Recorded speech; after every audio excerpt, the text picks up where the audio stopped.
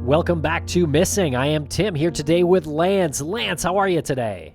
I am doing fantastic today, Tim, for a number of reasons. One, this episode is excellent. It's a recap of our fundraising night that we did at the beginning of the month for private investigations for the missing.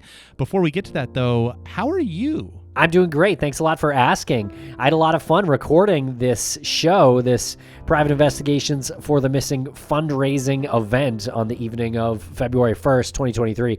We had some great guests, and we raised a good amount of money, enough for you to get the tattoo. Yes, I was going to say I am probably making the official announcement right now that I will be getting the Private Investigations for the Missing tattoo. Yes. There's going to be an appointment that's going to be made to go over the placement. I mean, we've talked about this, the size. It might be inside of, say, like a magnifying glass or something, but, you know, we're going to add some unique elements to it to personalize it, I think. But it'll obviously be the logo, of course. You're changing the logo now? No. Just something where it's like, there's the logo. I'm literally going to just say to the tattoo artist, I need this logo to appear on my body. Feel free to do something surrounding it that might be a cool element. Because we'd have to get Bruce's permission if you were just going to change the logo all of a sudden. I would never change the logo. Speaking of Bruce Maitland is the founder of Private Investigations for the Missing, and he asked us to be on the board years ago, Lance, and so we are on the board of Private Investigations for the Missing. It is a nonprofit that was founded by Bruce Maitland. Of course, Bruce is the father of Brianna Maitland, who went missing from Montgomery, Vermont in March of 2004. And you can find out some information about Private Investigations for the Missing at investigationsforthemissing.org. And there is still plenty of time to donate. You can always donate. You can click that donate button, and if you're looking at your bank account and you're like, I have $5 just surplus this month, why not give like $250 of it? We're not even asking for the whole $5, just $250 of it to PIs for the Missing. And speaking of donating, these folks that we have on this episode donated their time to contribute to this conversation. So we did this revolving door type process. We have a lot of really cool guests on. They bring a passion case of theirs, or we just kind of like have a conversation. So the following is going to be some highlights. Yeah, we had several people on. So in this conversation, we are going to speak with Mandy and Melissa of Moms and Mysteries, formerly Moms and Murder. We also have Chris Walker, the narrator of the TV show Disappeared on, and him and Bruce Maitland have some dialogue going back and forth during this clip, and I think that was one of the highlights of the evening for sure. Yes, I totally agree with that. When it was happening, I think you and I were texting and saying this is sort of a remarkable moment to have the voice of Disappeared talking to Bruce Maitland and asking questions where we just sat back and we were thinking to ourselves, this is exactly what this community needs. A major member of the true crime media talking to the father of a missing young woman who's advocating so strongly. Right. And Brianna Maitland, her case was covered on Disappeared years ago, one of the very first seasons, I believe. So it was really cool to see Bruce Maitland and Chris Walker get to speak and sort of understand each other's work. Definitely. And a new friend we had on is Rebekah from Criminology and Coffee. She's a TikTok sensation with over 1 million followers, and she has a YouTube channel as well. And she just brings this energy, and she brings this whole like really reasonable, ethical approach to her true crime coverage. Yeah, she's great. We had a wonderful time speaking with Rebekah, and we have her on for a full episode of Crawlspace that is out, I believe, already as you're listening to this. And Lance, her TikTok channel got me thinking I might start one called Criminology and Charged Lemonade. Well, that is what they call big market tease. If you haven't listened to the conversation that we had with Rebekah on Crawlspace, go back, check that out. We do mention the Charged Lemonade. And we also speak with LaDonna Humphrey, who is an author. She's written a few books now. The Girl I Never Knew, about the unsolved murder of Melissa Witt. Also Strangled, that I recently read, and we spoke with LaDonna and her co-author, Alicia Lockhart, and they are going to appear on next Wednesday's episode of Crawlspace. But in this conversation, it's just LaDonna, and we speak with her a little bit about her work and her investigation into the death fetish community. And make sure you check that out, because Alicia's story that she tells that actually happened to her is absolutely terrifying.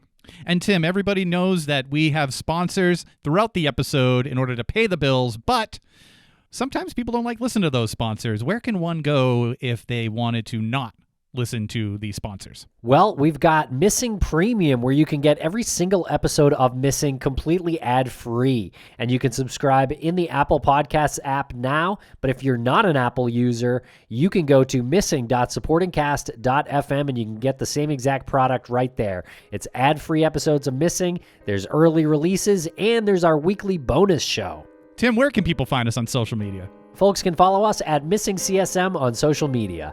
Thanks a lot for listening, everyone. We're going to break for a quick commercial here, and we'll be right back.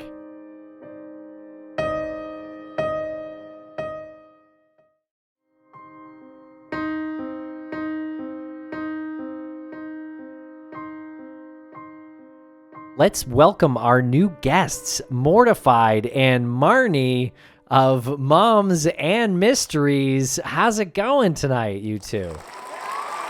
So happy to be here. We couldn't hear you over the applause. How are you? We're doing great. Yeah, we're really in our element here tonight on this live show. We're very excited.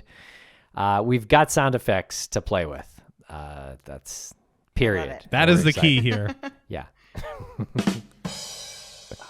Maybe that's a swing and a miss. Who knows? Do I get one? I wish we had a swing and a miss Thank sound. You. Yeah, that's what you need. Crickets, anything like that? Till We'll we add figure some out how more. to upload our own. So, okay, Mandy and Melissa, how are you two? What is going on? Tell us about you. Tell us about your show. Well, we have a show that's run very well. It's very well organized. We don't do live things because, as you can see, we do a great job when we're involved in live things. My face is turning red, and I think it's going into my neck. So Mandy's very used to this with me. But do you regret how early you brought us on in this? Not for a minute. What are your regrets? Would you No like to regrets. listen?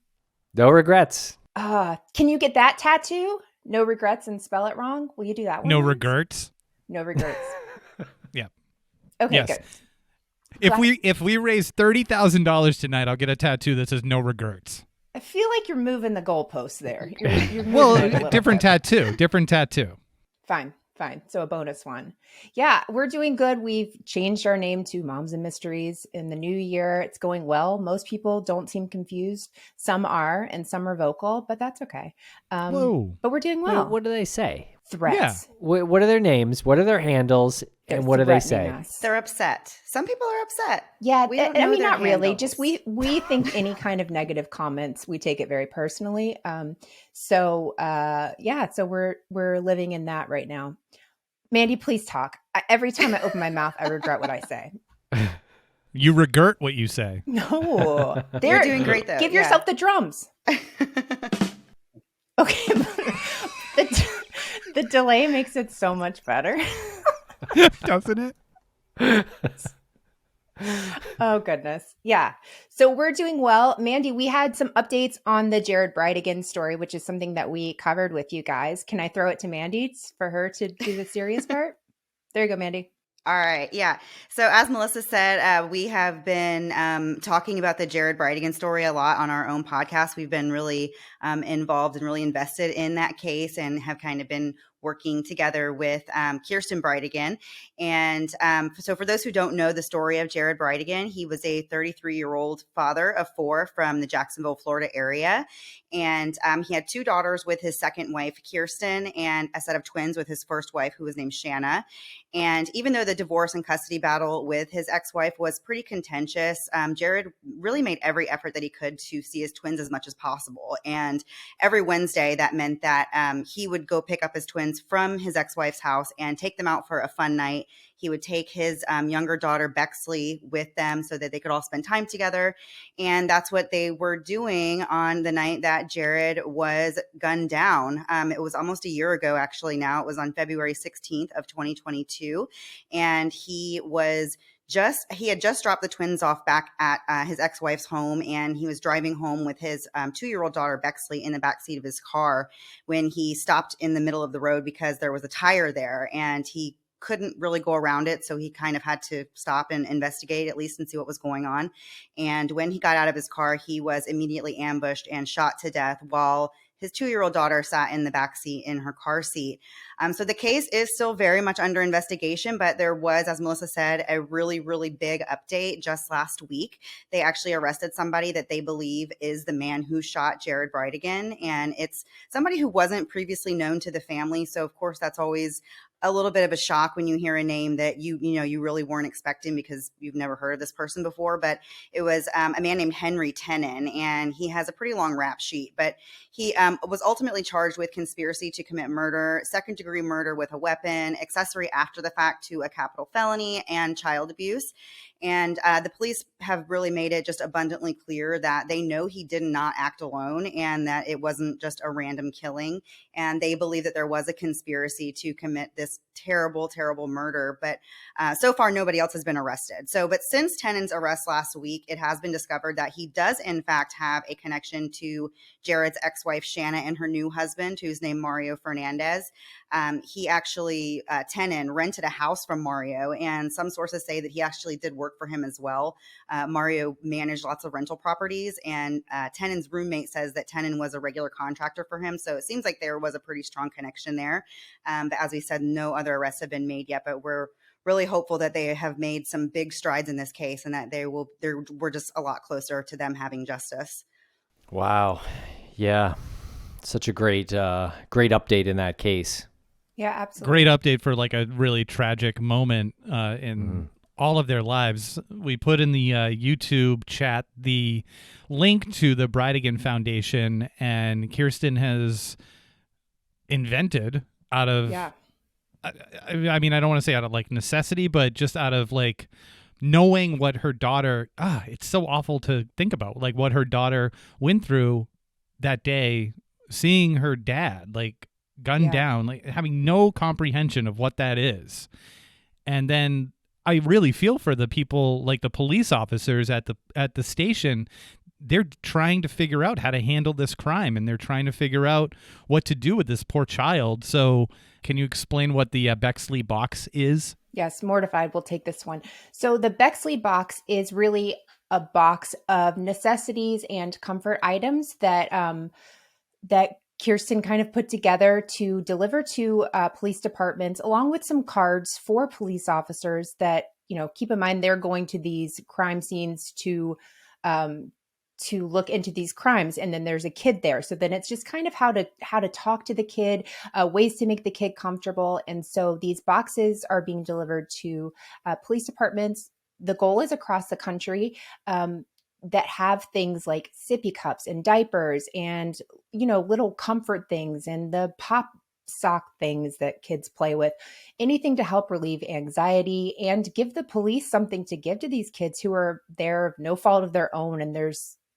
obviously witnessed something or something traumatic has gone on in their life for them to be there. So she's worked to put that together. And I know we're here for PI for the Missing. So I appreciate you putting the link in the notes. If you guys ever want to look into that, Mandy and I are going tomorrow to a police station here locally, and we're delivering our first box, and we're so excited.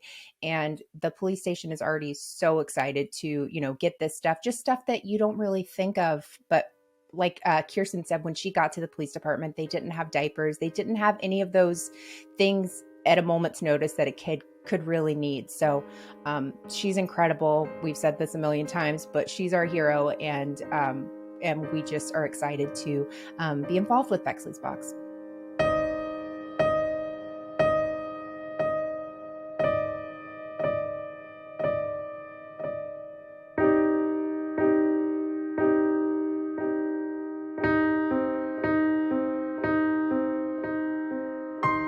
Rebekah hosts a fantastic show called Criminology and Coffee, and we had her on as a guest this Monday on Crawlspace in a recorded interview that has not been made public yet. It was a great conversation. It will be coming to the Crawlspace airwaves soon. But Rebekah is a TikTok megastar. I think that's fair to say at this point. I mean, so go follow her on TikTok, but also on YouTube as well. So how are you tonight? I am good. So I come presented with a case as well, but I wanted to talk about Liz Barraza. I know we kind of talked about it a little bit. The case is super near and dear to me. Her family is so awesome. So Liz was 29 years old. She was living in Tomball, Texas, which I think is near Houston. She, in January of 2019, was setting up for a garage sale right outside of her home, and her murder was caught on a Ring camera. So a black Nissan truck pulled up to her house. The driver greets her, gets out of their vehicle, and then shot her 4 times, point-blank range, with a revolver. And then the individual gets back in their truck, drives away, circles back in what seems to be an attempt to make sure that she was actually deceased. And that's the end of what her family knows. Even though it was caught on video, you can't really tell who it is. The investigators have come out and said that it looks like the person might be wearing a disguise. So they have longer hair in the video, but it actually looks like it might be a male who's dressed up to look like a female. But other than that, like, no suspects have been named, and there's a $50,000 reward in the case. And unfortunately, there's just nothing. You seem to have struck a bit of a chord with the people who are tuning in on YouTube and chatting. Shannon said she remembers hearing about this, and Luciana says that the case is heartbreaking. You said something to us when we had spoken a couple days ago that you are super aware and hyper conscious of family members and making sure that whatever story you're telling is something that the family would be aware of and supportive of. What's your interaction with anybody connected to this one? So I got to speak with Liz's parents, Bob and Rosemary, a few times now. So I always, whenever I interact with a victim's family member, they send me usually an email that's pretty cut and dry, and I always respond back and say, cool, but like, tell me about your family member. So they said it was like one of the first times they got asked kind of questions like that, but they told me all about how Liz was a really big nerd. Basically, she was really into Harry Potter. She cosplayed Star Wars stuff with like the 501st Legion. She was a really big Disney nerd. Actually, when she was murdered, the day she was murdered, her and her husband were having the garage sale to plan to go to Disney for their 5-year anniversary. So she had like a huge community of people around her. Her family's done a bunch of really cool stuff. They have a website. It's whokilledlizbarraza.com. But her parents have made like merch for her, and they have like challenge coins that have Star Wars characters on them and Harry Potter stuff, and it's really cool. Like we kind of talked about, I always try to figure out who a person was and relate to them on some level. Yeah, her family is incredible. Your feelings on Harry Potter? I am 30 years old, so I grew up in prime Harry Potter heyday. I definitely judge people based on their houses. Okay, what house are you in? Ravenclaw, obviously. I'm Gryffindor. I have no idea what you're talking about. Yeah. Yeah. Naturally. Lance is Slytherin. Okay, I'll do. Yeah, that sounds cool. He's super Slytherin. Oh man. I have T-shirts that say Super Slytherin. So we invite our guests on and we say, do you want to, you can come on, you can talk about whatever you would like. You can talk about a passion case. And we so appreciate you coming on and talking about a passion case that you have, going on right now that you're looking into, because again, all of this is part of the greater good. It's part of the greater whole, even though it's divided up into 10-minute chunks or whatever, 12-minute chunks. Right now, you're saying this, people are hearing it. and it's all part of the greater good. So we really appreciate you coming on to talk about this, and we really appreciate the fact that you're like our new best friend, because we didn't know you before we spoke, and you were so willing to say, yeah, okay, I'll do an interview, and oh, you're doing this? Yeah, I'll hop on to do this too. So fantastic. What drives you? Honestly, a lot of it just it's so like cliche and dumb, but a lot of it comes down to the fact that if something were to happen like to my children, I really hope that they're treated kindly and their stories would be treated kindly and people would be empathetic towards their family, or if something happened to me, God forbid. And we'll be right back after a quick word from our sponsors. Thanks to our sponsors, and now we're back to the program. Chris Walker, how are you tonight? I am doing all right. I am fighting off something. I don't know if it's the dreaded COVID or what it is, but I was in Austin meeting with lots of people who make documentary and reality TV, and catching up with a lot of the people who work for ID and who work for Oxygen, and just getting a feel for what's going on over there. And there were.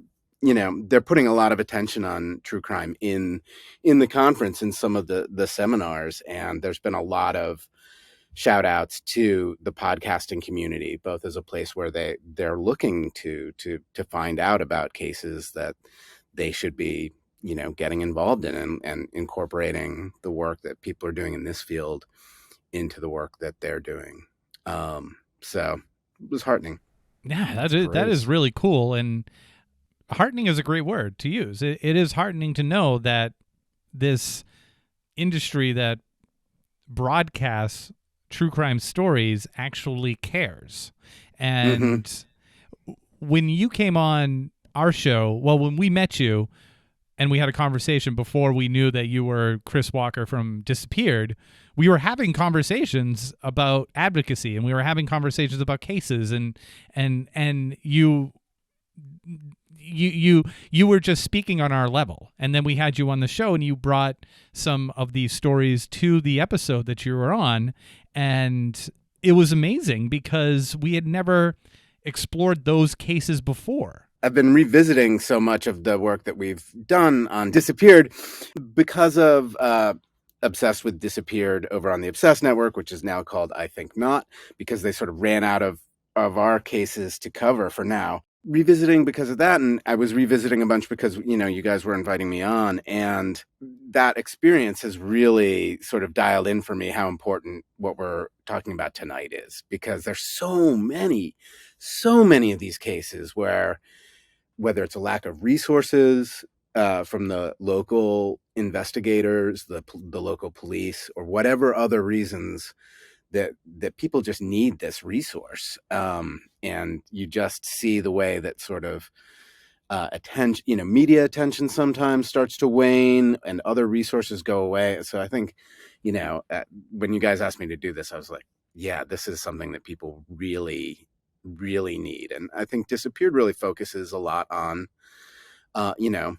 like Rebekah was saying, like really trying to have a focus on what the person's life was or is, and what the family's lives are like. And so putting that attention on the missing, and I think that something like this is fantastic for that.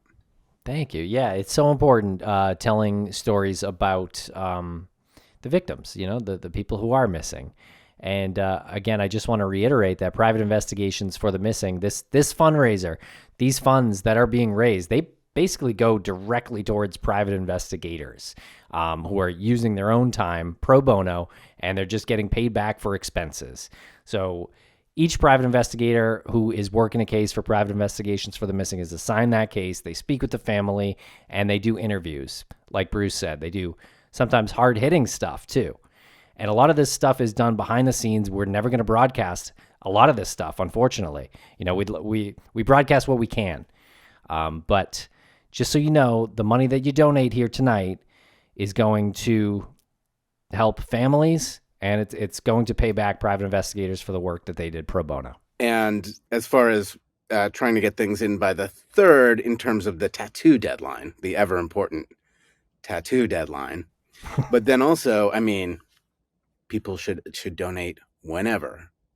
Continue beyond that point to come back here and look at this. Yeah, and I think whenever we speak with you, you always bring up the families of the individuals who are missing, and that goes into like the community as well. And when a family has a family member or somebody in a family is missing, and it just drops off of the priority list in law enforcement for whatever reason, that has a really significant impact, because it's not just one. It has a really significant impact in the community, because that just becomes like a statement about priorities that may or may not be applicable to whatever situation, but from afar, it looks like, okay, this is a marginalized community, and obviously law enforcement doesn't care, even though that might not be the case whatsoever. So when you're saying, it's great to have a gimmick like, hey, I'll get a tattoo if we reach $5,000, that's fun and it's gimmicky, and I don't mind doing it. But give whenever you think you should give. If it's $5, give $5 on a Tuesday for no reason other than like you thought of it and you have $5 you can give. Because absolutely, it is about families, but it's also about like a long scope message that you want to be, I don't know, that you want to send, and you want to make sure that communities know that everybody wants to build up a community, to make sure that these attitudes and these everyone has to support each other, is what I'm saying. Absolutely. It's not about like a simple gimmicky tattoo. It's about just motivating people to do this whenever you think about it. But please help us get that gimmicky tattoo, because I'd be very excited about that. Yeah, we want that gimmicky tattoo for sure. We need it. We do need it. I'm glad it hasn't gone out of control. Like, as much as I want to see the total go up to like $100,000, I know that people will be like, well, we get $100,000. Like, we got to get a full backplate on you now. Yeah. 20 tattoos. Face going. Yeah. Yeah. Well, yeah, private investigations for the missing has helped to resolve cases, but a big part of PIs for the Missing's mission is really providing hope to families. And this goes back to what we've been talking about here with you, Chris, is just supporting families. And these investigations are real. Sometimes there are not going to be answers that are found by the investigators, and that's unfortunate, but that's the reality. But at least we can give those families hope for a period of time, and some of them will be resolved. And sometimes that has involved a long time.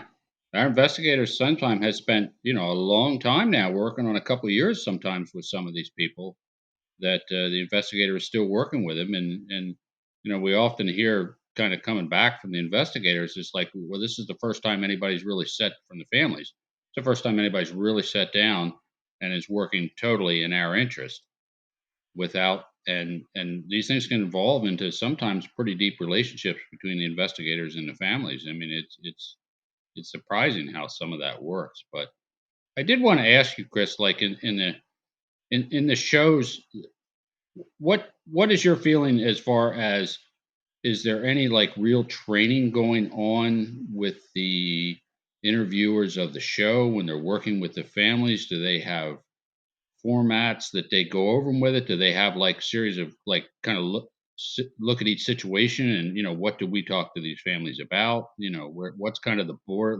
what kind of guidelines are they using and things like that? Have you been able to pick up on anything like that? Or a little bit along the way. I mean, I'm really sort of the last in on the process most of the time here. But I've definitely watched the way they approach it over the years evolve, at least in terms of, what ends up in the cuts of the show. And I think, there's always been a brief from ID to be victim focused, to be focused on, in this case, the missing people. I think that there's a certain amount where the producers are definitely working within a legal framework and knowing what they may or may not be able to disclose or talk about on the show because of restrictions relating to what their legal department might want them to steer away from, and also in terms of active and open investigations. But I think, as we've seen the show be brought back several times, I think what it looks like to me is a greater and greater sensitivity toward the families and friends of the missing person. Yeah, because that's an important aspect in it. And I realize, you're down to a limit. You got a lot of stuff. So only some of it can make the show, and a bunch of it makes the cutting floor. And that's just the way these things work. Yeah, and there are things we don't always see. I'm not privy to, and we as viewers, because in relation to this question, I'm more like a viewer, but we don't always know why certain people may be included in the show and not, and whether there was a decline to participate, and whatever reasons might be behind that. So there's a real spectrum. So I think when you said it was is it sort of a case by case, it really is. I think in a way they're starting over each time with seeing what the specifics of each case are. Is there any kind of follow-up that they have, like a planned follow-up with some of these cases? The follow-ups that I've seen have been driven by developments. So if there's a significant development in terms of knowing where the person is or what has happened, I mean, there are some that have, unfortunately resulted in, the death and the prosecution of the perpetrators. There's some who've been found alive. There's some who had been missing intentionally. There were a couple cases throughout the history of the show that were like that. So it's really been driven by the developments being revealed and unveiled. Brianna's case was covered on Disappeared years ago, as you all know, and Greg in the chat room knows as well. I think that was early, very early in the show's run. Yeah, very early. Yeah, I mean, Bruce, what was your experience? That was a whole production, at least one production company actually producing the show ago, from the current life of it. But of course, it was still ID. Yeah, I don't know. I'd kind of rather not say. I have mixed feelings about that a lot.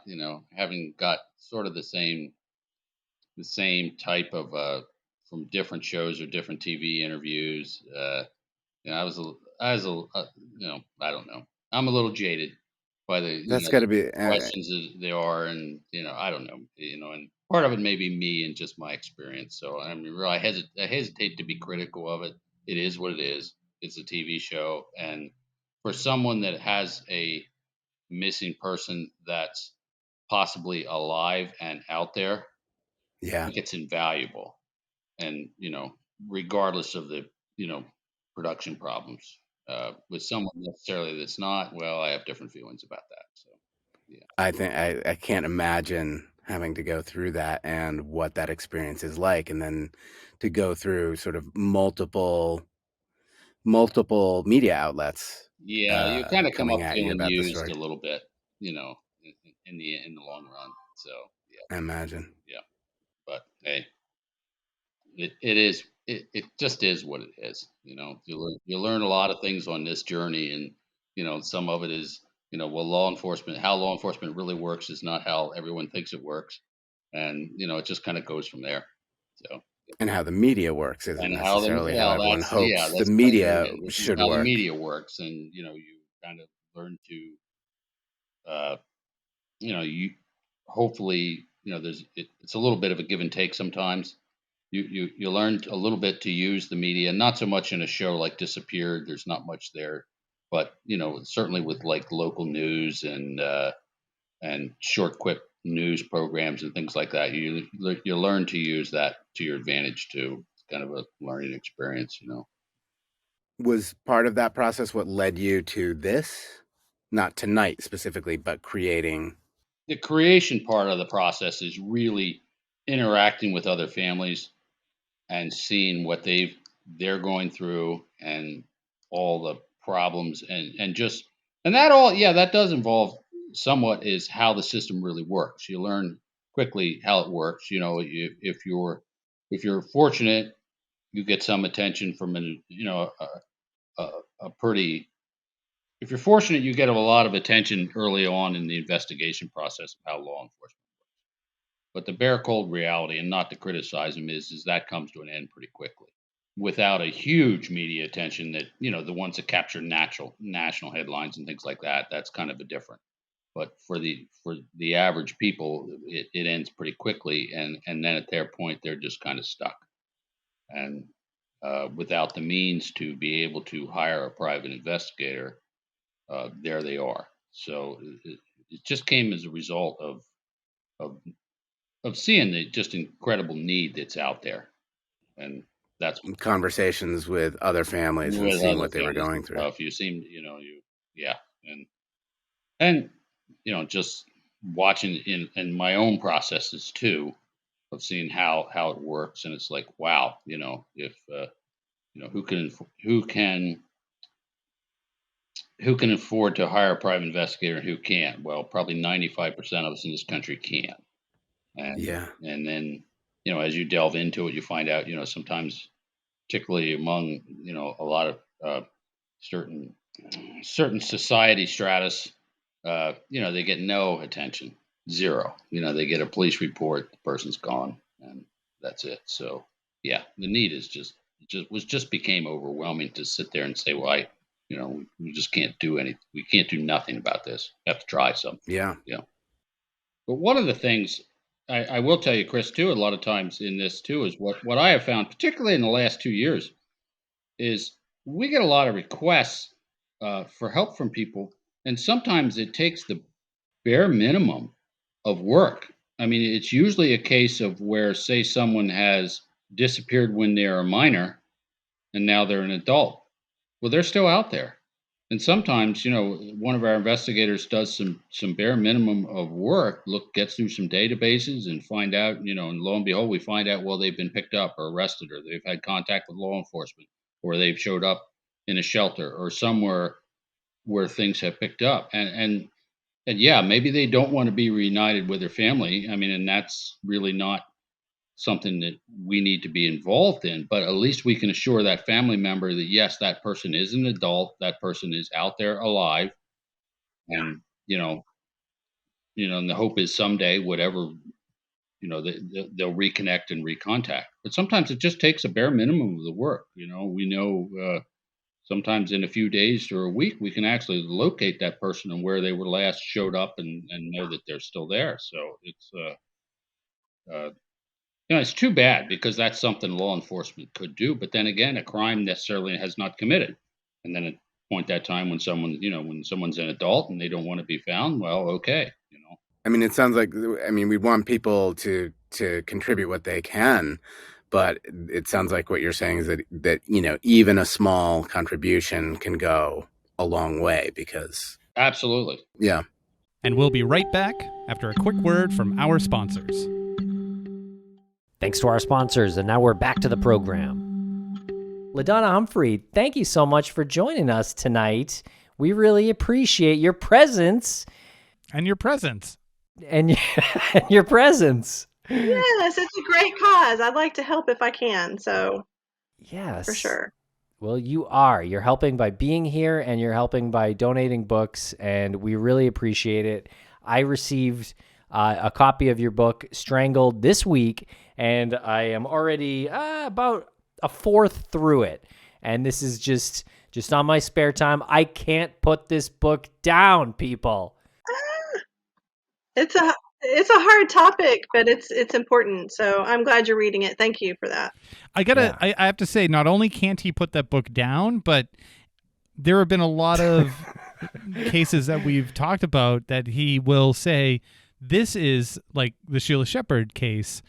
this is similar, and what LaDonna wrote in this kind of is making me think about some of the elements of this. He's been saying, I can't wait till you read this, because you are going to start seeing these things that we have seen in other cases that we're covering.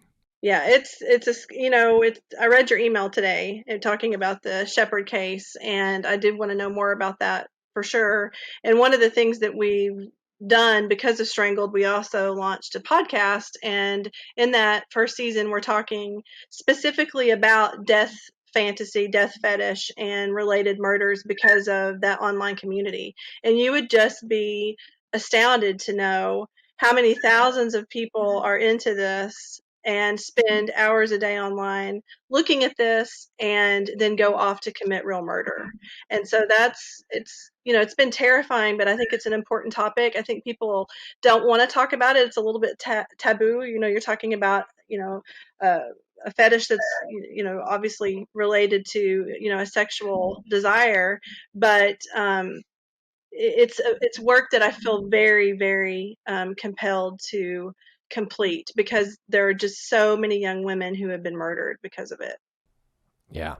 Much more of an industry than I had any idea about, this death fetish community and industry. And this isn't just like bondage, like fun in the bedroom stuff. This is like really dark and disturbing dark web stuff, illegal photographs and videos, and in some cases. It is a world that I had never heard of before, except in our conversation the first time we spoke, LaDonna, for Crawlspace. But now that I'm reading the book, I'm understanding much more of what that conversation was about. And like Lance said, really looking at cases in a different way, especially Sheila Shepherd's Unsolved Murder, which we had gotten some comments about. Actually, I think they were more like private emails. We can go over that privately, but I think they were more like private emails. I won't say they were anything creepy. It was just more like, hey, you should investigate that link, I think is how they kind of went, if I recall correctly.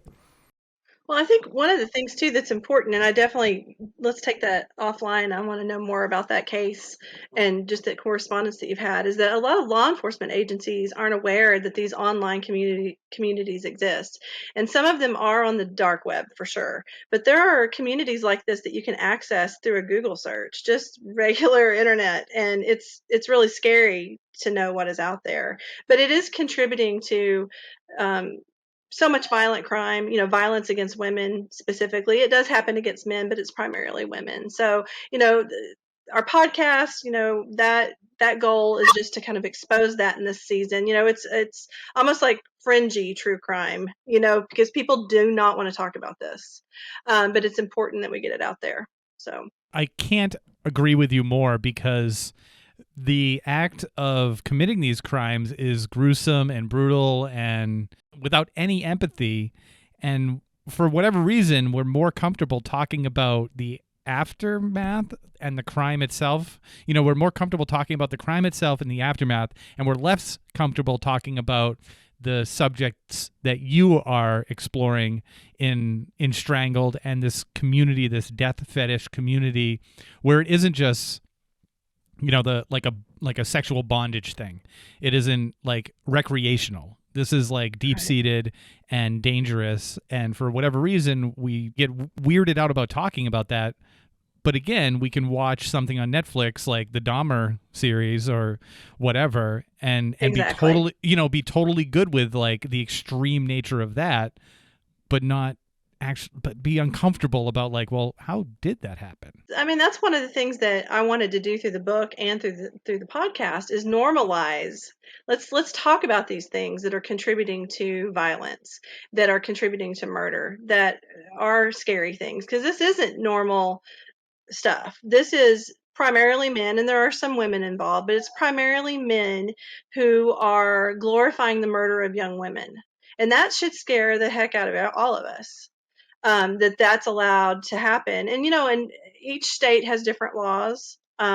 But there are federal obscenity laws. And that's one of the things that my co-host and I are really working on, is helping to educate people on federal obscenity laws and what we can do to put teeth in them, and to demand that these producers that are making these films and the consumers that are purchasing these films are held accountable, because most of these films are federally illegal. But if you don't know that it exists, you're not going to go after it. And you'd be so surprised at how many law enforcement agencies across the United States don't even know that it exists. I mean, we've been making a lot of phone calls, turning people in, and lots of undercover work. And so it's important, and it is something I'm going to talk about. It's just, like I said, I think I've said it a couple times. It's uncomfortable, but it's critical that people understand. What I want to know from you is, you are a private investigator, and you started investigating cases, the Melissa Witt case, before you were a private investigator. And so you've seen life both before and after becoming one. So how are those experiences different? Several different ways to explain that. But for me, being an advocate for Melissa Witt, for those who don't know, she was murdered in 1994, 19-year-old college student, and basically in my own backyard, about an hour away from where I currently live. And that case just really grabbed me. She and I have friends in common, although we didn't know each other. And so jumped in and advocated for that case, and actually, as a civilian, built a relationship with law enforcement and did a lot to actually help propel the case and get it into the media.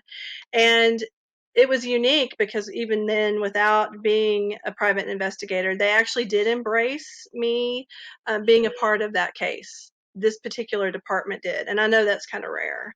But what I've seen since I've continued to work on the case, I'm 8 years in, and I'm about 2 years into having my license to be an investigator, I see that more opportunities have opened up. There are more agencies that want help in this area and have actually sought that out from me. And so I think that it's been a good experience for me, because I can use what I've learned from the Witt case, from what I had to do to get the PI license, to really kind of dive in and to help other families, other cases. I think it's important. Because in my experience, it's opened more doors for me with law enforcement and other investigating agencies now that I do have my PI license. It just so happened I was in a unique situation before, and the Fort Smith Police Department went ahead and let me be involved. So it's been a good experience. It's, I hope it's going to be able to help a lot of people. That's the goal. What psychological factors have you found, having not read, I obviously haven't read your book yet, but what has led people to be that depraved? Is there any kind of commonalities or something you found, or? No, we haven't. And one of the things I want to say, it's kind of answering your question in a really strange way, but I promise I'll get around to it, is that we've been doing undercover work in these communities online with the blessing of law enforcement. And we have a lot of criticism, and I giggle when I say that, because people within the death fetish community, they're pissed off. They found out that we're exposing them, and they're saying, oh, this is harmless. What we're doing is no big deal. It's okay that we want to pretend to murder people, but for the most part, we're not really going to do it. And it just so happens that people that are also in this community go off and kill people. So I reject that. I think when you spend 8, 10, 15 hours a day, and some of these people do, just immersing yourself in this culture of let's kill young women, I think you have to go into that, Bruce, already with this mindset that maybe there are some issues that need to be addressed from a therapist, or maybe you just already have this predisposition for murder. Because these are literally these online communities of men, and I keep saying men, I don't want to just pick on men, but it is primarily men who are saying, I want to see a woman drowned, hung, shot, strangled, and they want to see photos and movies about this. And so I think it takes someone who really does want to hurt people to go and be a part of these communities. And maybe they're not going to have the bravery to do it right now, but they're spending so much time online and seeing these images and thinking about it that what I have seen is then they eventually do go and act.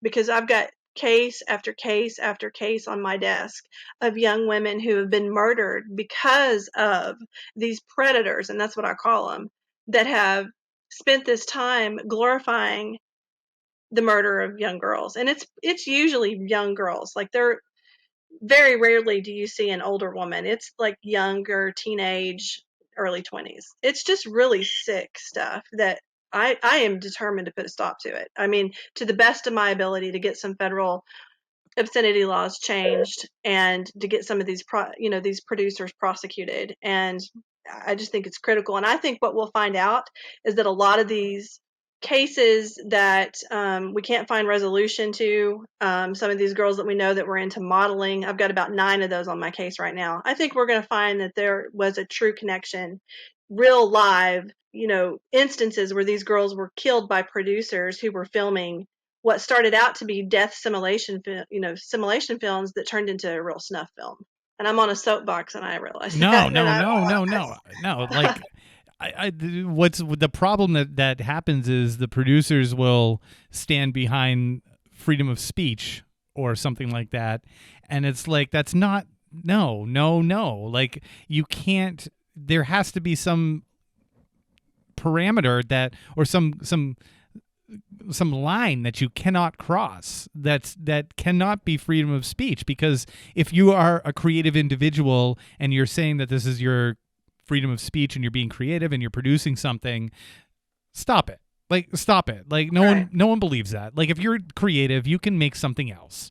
You can use your brain and make something else that's not the exploitation and glorification of and sexualization of a young girl. Like, you can do something else. Like, Well, you can make a buck somewhere else. And you've got, so each state has different laws, and like in Oregon, this stuff isn't illegal. Like, you can do it there. Now, it does still cross over with some of the federal obscenity laws. And so we're really having to take this case by case. So what we're doing through our podcast to kind of help shine a light on that is that we're pulling business licenses that are public of these producers. And we're saying, hey, Salem, Oregon, we'd like to introduce you to this man that's in your community. This is his name, and this is what he's doing. And of course, they don't like that, but it's perfectly legal. And if you're going to pretend to kill my sister's mother, daughter's friends, I'm going to expose you. And so we've worked really hard on that. And then just really kind of understanding the laws. But Lance, the real way to get these producers is if they're using PayPal or a credit card company, we can get them shut down. And we've gotten, I would say, a few sites have gone down because of our work, which I think is, we love that. We celebrate that. But a lot of what we have to do is go and alert the credit card companies and alert PayPal because they won't allow that. And, the larger mainstream porn companies like Pornhub and places like that, they won't touch this stuff. They do want it off of their site. Even they kind of say, hey, that's too much for me. And so say what you will about pornography in general. I'm talking about this stuff that you're pretending to murder a young girl for sexual satisfaction. No, that's not freedom of speech. That we've got to stop that. Good for you. Contacting where the money's coming from, how the money is getting to them. Yeah, they don't like me very much, but I don't care. I don't like them very much. And that's just what I keep saying, And, when we got into the business of exposing them through our podcast, we knew that we were going to have some backlash, and I think I talked to you guys about that last time, the death threats, the things that they're, trying to do to scare me. But I think that we scare them more because we're saying, hey, we're not hiding behind a screen name. This is my real name, my face. This is where I live, and I'm coming after you because I'm not going to stand for this. And so, we've seen these kind of efforts be successful in like the UK. There was a young woman named Jane Longhurst that was murdered there by what we call a fetisher. That's a death fetisher. And her mom was very successful with getting law changed and to really expose just what is happening with the death fetish community. And so we're trying to really pick up the torch from what work she did and also do that. And, I never thought that this would be a platform that I would be so passionate about, but this was a real tip that came in the Melissa Witt case. And as I chased that down, and I realized how horrible this was, and I realized that some of our missing young women across the United States could be connected to this, I said, no, I'm going to do something about this. Well, thank you. I mean, for doing this work, I'm sure it's not comfortable, and but I do feel like someone has to take this dive, and like you said, it's kind of got to be public. Like if the police do it, that's great, but like it stays within that department or within that even that detectives, orbit. And then what good is that for other cases? So I do feel like this is shining a light on a deep, dark corner of the internet that really should not exist. I agree. If I just want to add one more thing. One of the things that I think a message that needs to be sent is that we've had some families contact us and say, hey, do you think my daughter's missing persons case could be connected to this? And of course, then we try to dive in and find out. And one of the things that happen is these young girls are taken advantage of. They get sucked into this believing it's not going to be a death fetish pornography, that it may just be, I'm going to take pictures of you, or maybe they're just topless photos or whatever. And then we see that these producers then trick them into other things, or force them into it. And so I think that's an important message for parents to consider if they think, hey, I've had so-and-so's been missing for 15 years. I think maybe she was into modeling. I hope they will reach out to us. Those are cases that we are marking as priority and trying to look into that and work with law enforcement to see if there's any connection. Is there anything else that you'd like to say here tonight?